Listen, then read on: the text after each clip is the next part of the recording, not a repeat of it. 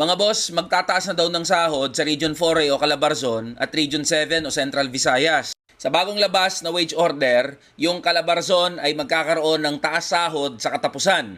Tapos yung Central Visayas ay sa October 2 naman magkakaroon ng taas sahod. Ang pinakamahalagang tanong, magkano ba yung pinag-uusapan natin na taas sahod? Sabi ko nga sa inyo, mas mababa pa rin yung iseset nila na minimum wage kumpara sa National Capital Region.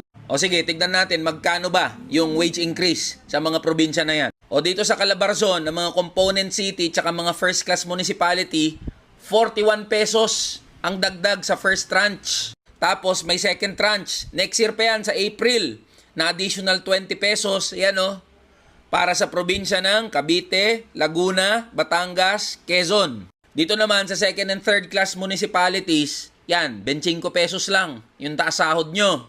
Tapos dun sa mga 4th, 5th at 6th class municipalities,